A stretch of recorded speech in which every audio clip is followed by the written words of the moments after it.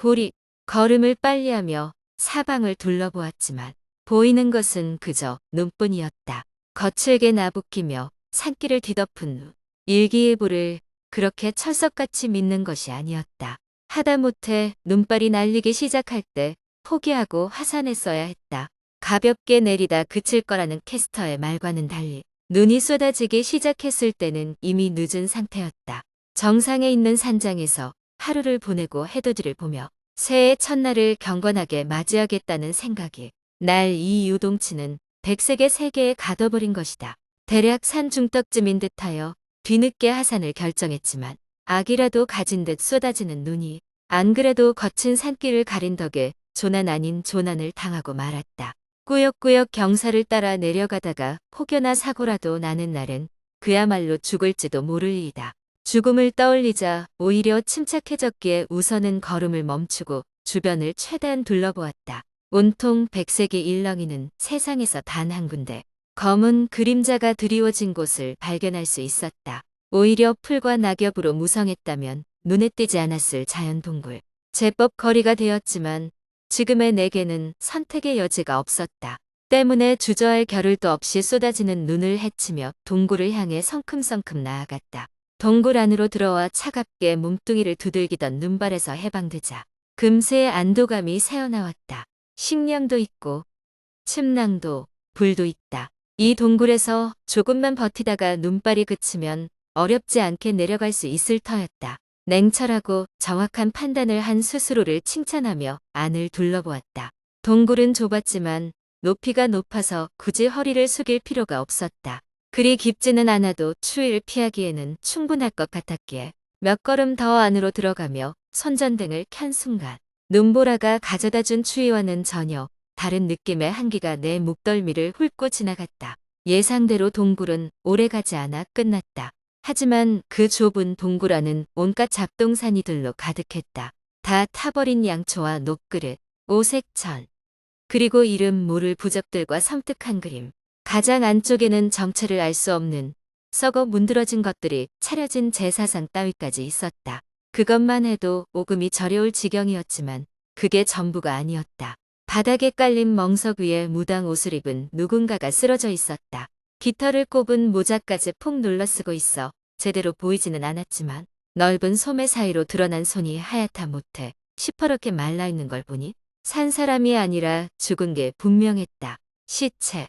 제법 땀이 강하고 겁이 없다 자부했지만 진정하기 위해 한참을 심호흡하며 심장을 움켜쥐어야 했다. 대체 어떤 사연으로 무당이 여기서 숨을 거두었는지는 알 방도가 없었고 알고 싶지도 않았다. 그보다 중요한 문제는 이곳을 벗어나지 못하는 내 상황이었다.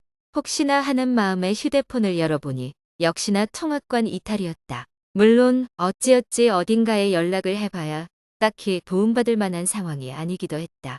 간절한 마음으로 동굴 밖을 바라보았다. 눈발이 점점 더 거세지는 것이 지금 나갔다간 정말 큰일이 날지도 모른다. 결국 눈이 멎을 때까지 이 기괴한 곳에서 시체와 함께 불쾌한 시간을 보내야 한다는 결론이었다.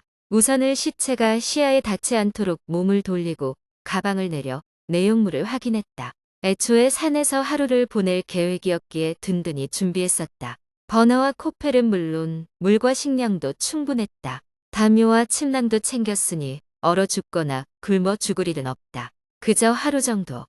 최악의 최악이라도 이틀 정도만 시체 옆에서 시간만 보낸다면 아무 문제 없다. 나중에 산을 빠져나가면 그때 경찰에 신고하든 하면 된다.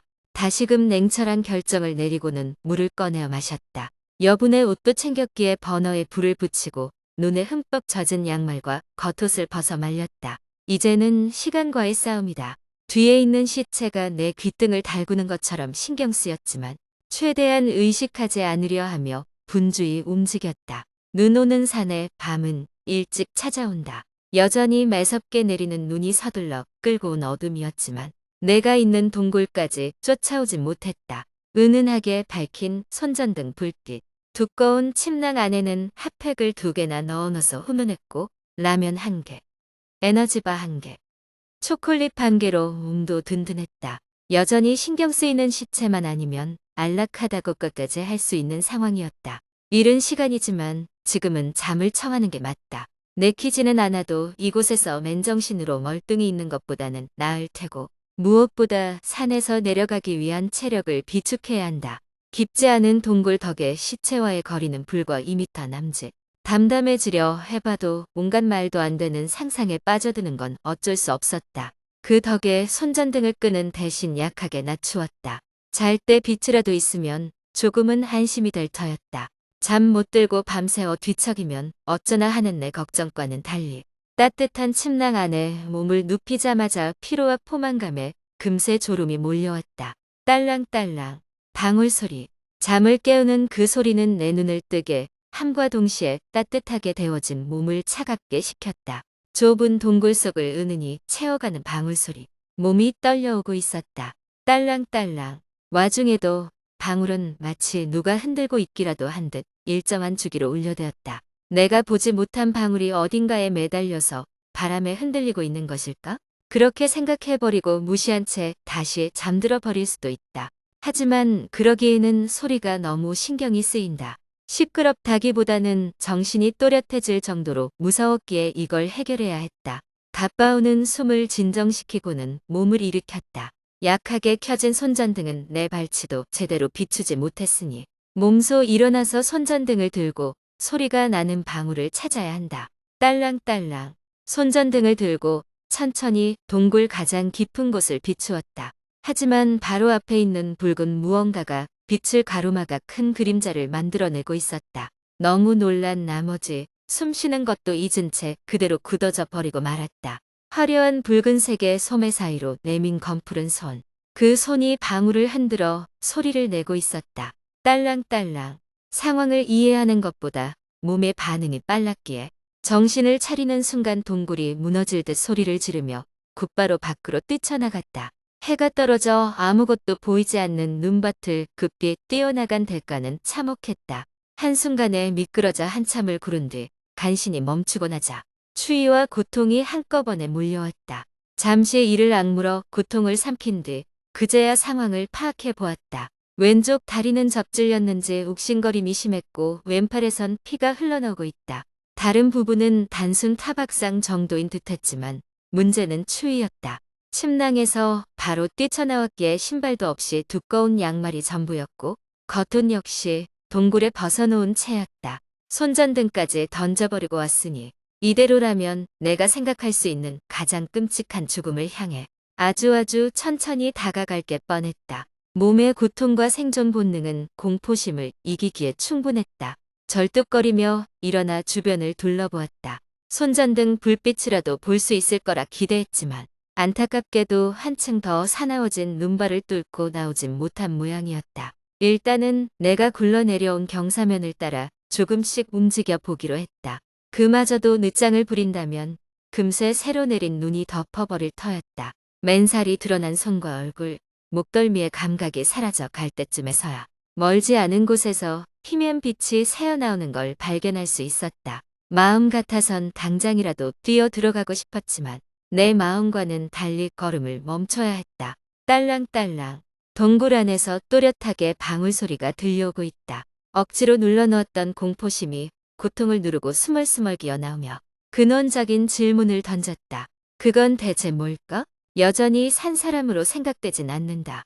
절대 살아있는 사람일 수 없다. 귀신이라거나 그 비슷한 걸 믿는 편은 아니지만 지금은 그 외에 다른 것은 떠오르지 않는다. 그렇다고 가만히 서서 고민할 시간은 없었기에 주저하면서도 천천히 동굴 안으로 들어섰다. 딸랑딸랑 방울 소리에 마른 침을 삼키며 떨어지지 않는 입을 열었다. 안에 누구 있어요?